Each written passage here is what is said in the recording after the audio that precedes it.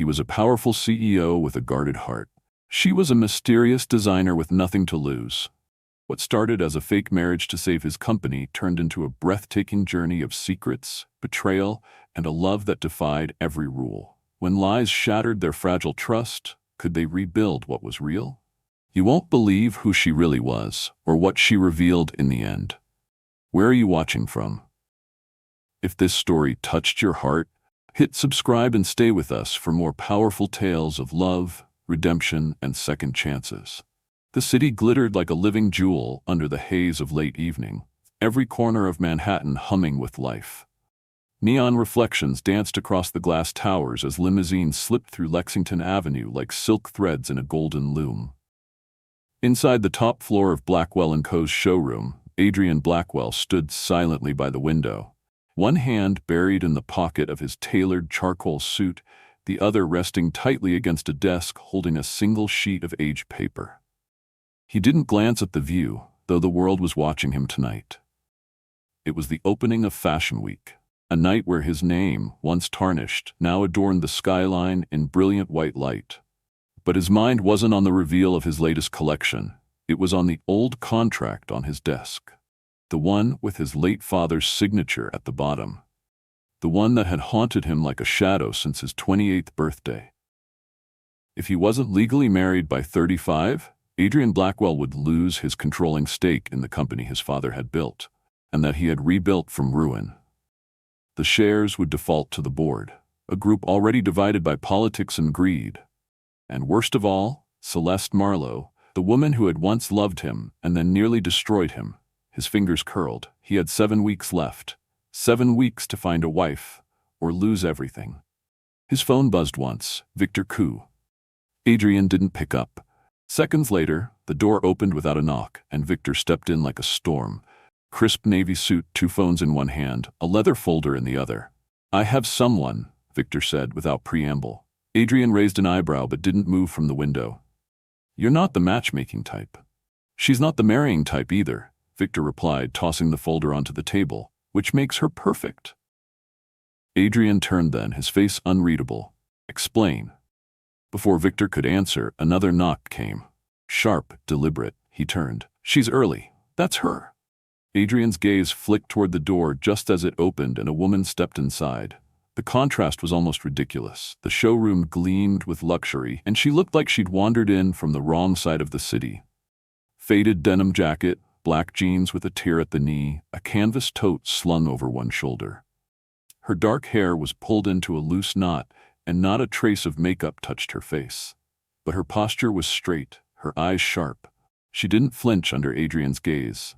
She walked to the center of the room and dropped a thick sketchbook onto the desk between them, like a gauntlet. "I know what you need," she said, calm and clear. "And I know how to make people believe it." Adrian crossed his arms. "You're not what I expected. I'm not here to impress you," she said. "I'm here to fix your problem." Victor stepped forward. "Adrian, meet Maya Lane. She's a freelance designer, works with small brands, mostly under the radar. But I've seen her PR instincts firsthand. She's a genius at curating narratives." Maya didn't wait for permission. She flipped open the sketchbook to a page showing a brand mood board, photos, story blurbs, social media post concepts. In the center was a blurry image of Adrian from last year's gala, edited to include a faint silhouette of a woman, her. The caption read, "Love, at its most unexpected, shapes legacy." Adrian stared at it, then at her. "You're serious?" "As a heart attack," Maya replied. "You need a wife. I can be one. Temporarily. In the eyes of the public, the board, and the law. We'll control the narrative. I'll handle the image. You keep the company." He studied her like a puzzle. "Why would you do this?" Her eyes didn't waver. "Because I'm tired of scraping by for talentless clients who don't see me. Because you need help, and because I'm good at what I do." "And you're not here for the money?" A flicker of something, hurt, passed across her features, but it vanished quickly. "I have my reasons." Adrian considered her in silence. Then slowly, he extended his hand. "Strictly business," he said. Maya took it. Strictly business. But even as their fingers touched, something electric passed between them. Neither said a word. But they both felt it, and neither believed, even for a second, that it would stay just business. By the end of their first week as a couple, Maya Lane had done more for Blackwell & Co.'s public image than Adrian's entire marketing team had managed in a year. Every morning, her carefully curated posts appeared on social media. Romantic brunches, quiet moments in the city, even a grainy shot of their hands brushing beneath a street lamp. None of it was real. Not technically. But the world didn't care. The public was obsessed. Hashtags bloomed.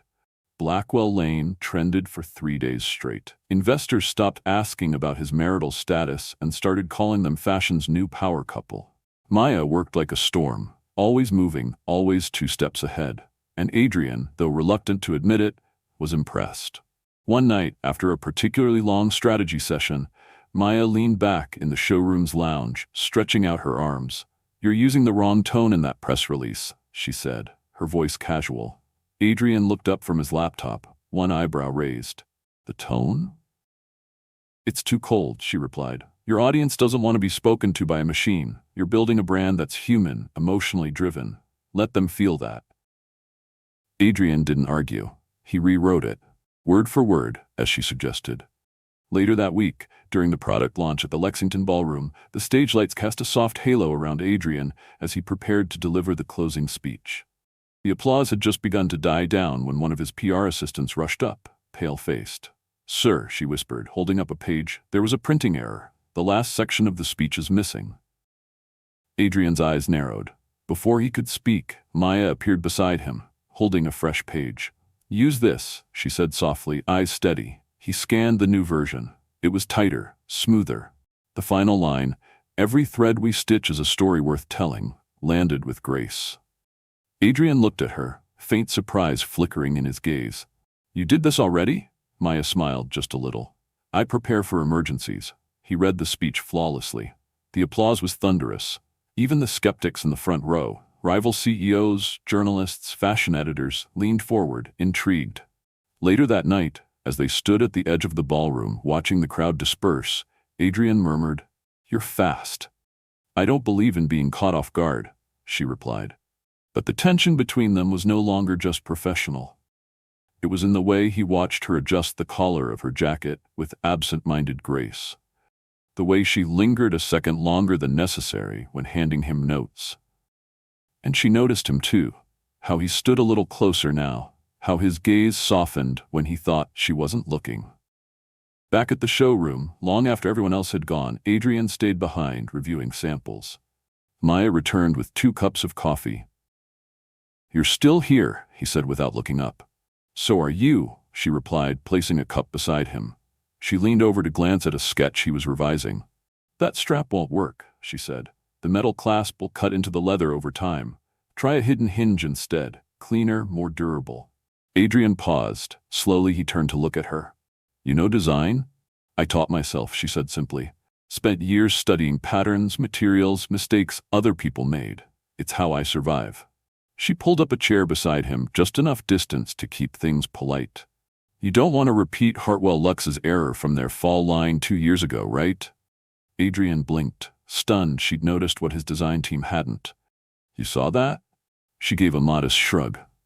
"I see a lot of things." They worked side by side for hours, sketches spread out like battle maps across the table.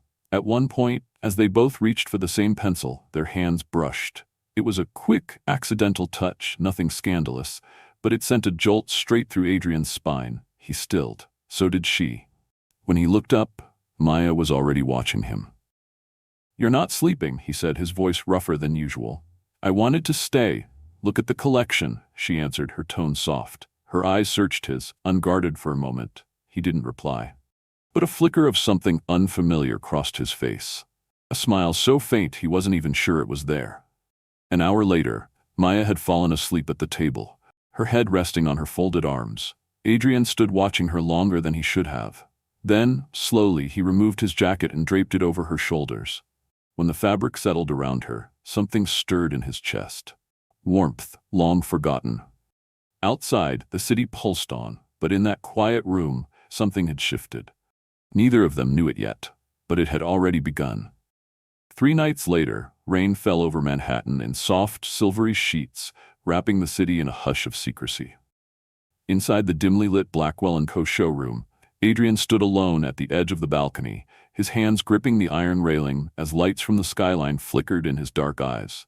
Behind him, the design team worked frantically to repair a flaw Maya had discovered in the stitching of their winter coats, an error that could have cost them millions and opened a door for Marlowe Lux to strike. Adrian was used to stress. He thrived on it. But lately, it wasn't just the company weighing on him, it was Maya. She had burrowed into the corners of his life, her presence slipping into places he had long kept sealed. Her voice still lingered from the night she'd corrected his clasp design. Her scent, faint coffee and lavender, still clung to the lapel of his jacket after he draped it over her shoulders. He hadn't meant to care. The showroom door creaked open. Adrian turned sharply. Maya stepped in, her hair damp from the rain, a takeout cup in each hand. She didn't ask if she was interrupting. She just walked to him and offered a coffee. "You look like you haven't blinked in an hour," she said softly. Adrian took the cup without a word. Their fingers brushed again. That quiet jolt returned, familiar now but no less jarring. She sat beside him on the low bench near the balcony, the city humming beyond the glass. For a few moments, neither spoke. Then Maya glanced at one of the sketches on the table nearby. "That one's wrong," she said, pointing. "The seam down the side will buckle under weight. You'll need to double the inner lining." He looked at her, head tilting slightly. "You've never officially worked in high fashion," he said slowly. "But you've caught 3 mistakes in 2 weeks my team didn't catch in 6 months." "I watch more than I talk," she said simply. Then, almost as an afterthought, "Also, I've made a lot of mistakes. It's a fast way to learn." Adrian leaned forward, elbows on knees. "Where did you work before this?" Maya hesitated, not long but enough for him to notice. "Freelance," she replied, eyes fixed on the lights outside. "Small labels, nothing big." He didn't believe her. Not entirely. There was a precision to her that didn't come from casual gigs, a sharpness in her instincts that couldn't be taught in night classes. But she didn't elaborate, and he didn't press. Not yet. Instead, he asked, "Why did you say yes to this? The contract, the charade?" She paused, sipping her coffee. "Because I've spent most of my life watching people with power misuse it. You weren't one of them." He turned toward her, brow furrowing. She met his gaze, quiet but unwavering. "You're brutal, demanding, obsessive, but you're not fake, and you don't pretend to be something you're not." He exhaled through his nose, the closest he ever came to a laugh. "That's the nicest insult I've ever received." Maya smirked, but her smile faded just as quickly. Her eyes turned distant, as though she were slipping into memory. "When I was 15, she began, voice low, "my mother collapsed on a subway platform. She hadn't eaten in 2 days. She was holding me when she fell. I tried to get help, but no one even looked. Not until one man stopped." Adrian's breath caught. He didn't speak. He called an ambulance, gave her a job at a store. She worked the register, saved every cent, and she never forgot his name. "Who was he?" Adrian asked, something tight blooming in his chest. Maya didn't answer. She just shook her head gently. "It doesn't matter. What matters is, without him, I wouldn't be here. So when Victor offered this, I thought maybe this was my way of paying it forward." Before Adrian could reply, a soft ping echoed from his laptop on the table. He moved to check it, and froze. An anonymous message. No subject, just a single sentence. "She's not who she says she is." Attached was a blurred photo, Maya at Fashion Week last season, half hidden behind a column, phone in hand, expression unreadable. Another file, a transcript. "The collection's almost ready. Don't worry. He doesn't suspect a thing." Adrian's pulse thudded, his vision narrowed. It couldn't be real. But then he remembered Paris, the hotel hallway. Maya whispering into her phone, "Hide the source. Don't let him find out." She had said it softly, thought he hadn't heard. Now it echoed in his mind like thunder. He shut the laptop slowly. Maya was still at the balcony, unaware, watching the lights. Adrian's fists clenched at his sides. Was it happening again? Was history repeating itself? He didn't speak, but something inside him had begun to shift. Not curiosity, not attraction. Doubt. Cold, spreading, dangerous. The morning sun struggled to break through thick gray clouds over London, casting a dull sheen across the tall windows of Blackwell & Co.'s satellite office. Inside, Adrian sat at the head of a virtual boardroom table, his face carved from stone, bloodshot eyes locked on the screen where dozens of shareholders stared back at him. The tension in the call was suffocating. His inbox had exploded overnight. Messages from investors, collaborators, and press, all asking the same thing.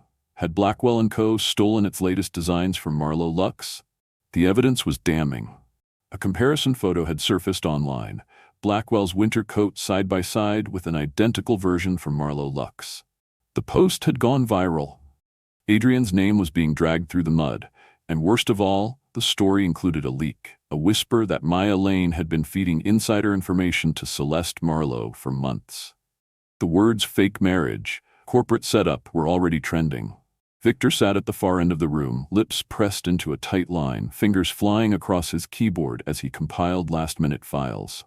"We traced the leak to a ghost IP," he said, not looking up. "Could be fake, could be planted, but I found something else." Adrian didn't respond. His thoughts kept spinning back to the image in the email. Maya, on her phone at Fashion Week, the same outfit she wore the day she claimed to be just observing. The transcript. "Don't worry, he doesn't suspect a thing." And that voice in Paris, "Hide the source." He wanted to believe she wasn't capable of betrayal, but he had believed that once before, with Celeste, and it cost him everything. The meeting started. The lead shareholder, an elderly man with sharp eyes and a sharper voice, wasted no time. "Mr. Blackwell, we demand clarity. Marlowe Lux has accused your brand of design theft. What do you have to say?" Adrian stood. His voice, though calm, carried an edge sharp enough to slice steel. "I have proof," he said, opening a folder on the desk and sharing his screen. "Celeste Marlowe orchestrated this scandal. She hired a hacker to fabricate messages between Maya Lane and herself. These are the invoices." A series of digital receipts appeared, large payments to an anonymous account. "This," he clicked again, "is the original time-stamped file of our coat design, filed 2 months before theirs." Murmurs filled the digital room, but just as Celeste's face appeared in the corner of the call, smug and glowing under soft ring light, she interrupted with a venomous smirk. "Please," she purred, "is this the part where you cry on camera? Or are you finally going to admit you were played, again?" Adrian's jaw clenched, but before he could respond, a second voice cut in, clear, unwavering, and heartbreakingly familiar. "I have something to say." Every square in the Zoom grid shifted as Maya Lane's face appeared on the screen. Her eyes were rimmed with red, but her voice was steel. She didn't look at Adrian, she looked straight at Celeste. "You forged everything," Maya said. "I have the proof." Her screen flickered. New documents appeared, emails, chat logs, and then a digital contract with Celeste's signature at the bottom, hiring a hacker for media reconstruction services. Gasps echoed through the call. Maya didn't flinch. "You paid someone to mimic my style, to create faked messages and plant them in Adrian's inbox. You told the press I was a mole, but the only mole is the one you paid to replicate designs from our showroom." Celeste laughed, a brittle, disbelieving sound. "You expect them to believe you?" "I don't need them to," Maya said softly. "Because Adrian already knows how this feels. He knows what betrayal looks like, and deep down, he knows I didn't do this." Adrian's heart stopped. For the first time in years, he wasn't leading. He was just listening. His walls cracked as he looked at Maya, the woman he had yelled at, cast out, accused. She had still come back to defend him, to protect him. The senior shareholder leaned forward. "Mr. Blackwell, with this evidence, shall we proceed?" Adrian looked directly into the camera. "Remove Celeste Marlowe from the board. Effective immediately. I'll handle the legal suit personally." Within minutes, the vote passed. Celeste's face vanished from the screen, muted and ejected. The board call ended with a rare round of applause, but Adrian didn't feel triumph. He felt something else. He turned to Victor. "Where is she?" Victor smiled. "She's at a cafe near St. James's Park. I told her she didn't have to speak today, but she did. She still believes in you." Adrian didn't waste a second. He grabbed his coat and ran. Through the gray morning fog, through traffic and rain. Because this time, he wasn't going to let her walk away. The rain began to fall just as Adrian stepped into St. James's Park. Fine mist clinging to his coat, his breath visible in the cool afternoon air. The cobblestone path curved gently toward the lake, where the water rippled softly beneath the gray sky. And there she was, Maya Lane, sitting alone on a worn wooden bench, a forgotten cup of coffee cradled in her hands, her gaze distant, fixed on the horizon like she was searching for a way to disappear. For a moment, Adrian couldn't move. His feet felt rooted, his heart pounding harder than it had during any boardroom battle. She looked smaller somehow, quieter, as if the accusations, the betrayal, and the heartbreak had drained some part of her. He took a step forward, then another, the sound of his shoes muted by the damp stone. "Maya," he said softly. She turned at the sound of his voice, eyes widening slightly. She didn't rise. "I didn't think you'd come."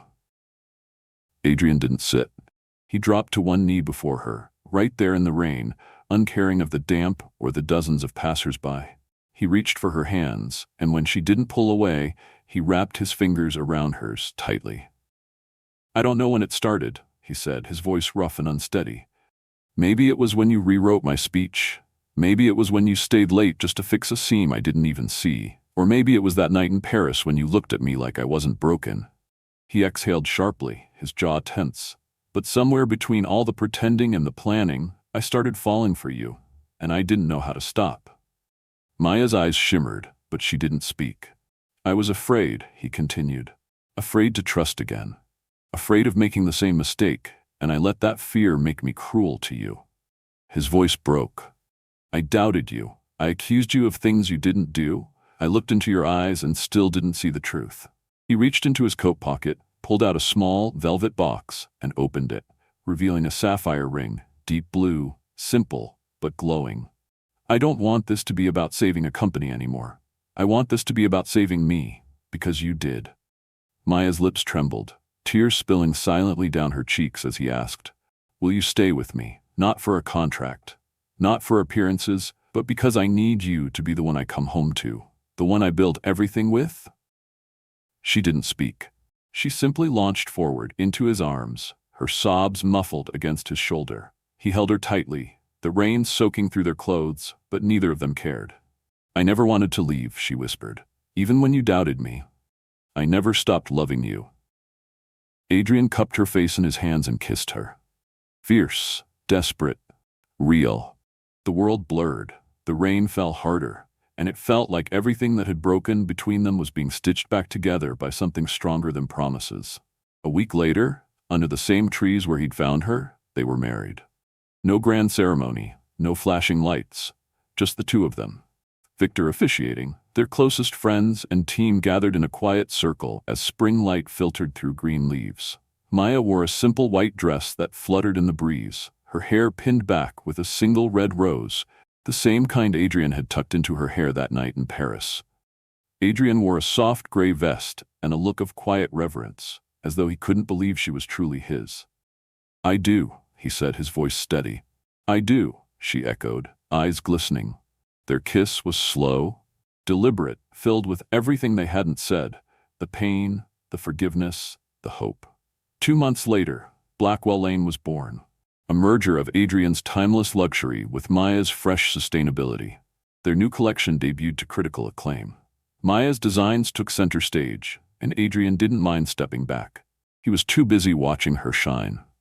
One night, as they stood on the showroom balcony, the city lights glowing beneath them, Adrian wrapped his arms around her waist and whispered, "From doubt, you gave me forever." Maya smiled, turning to face him, and from fear, she said softly, "You gave me a home."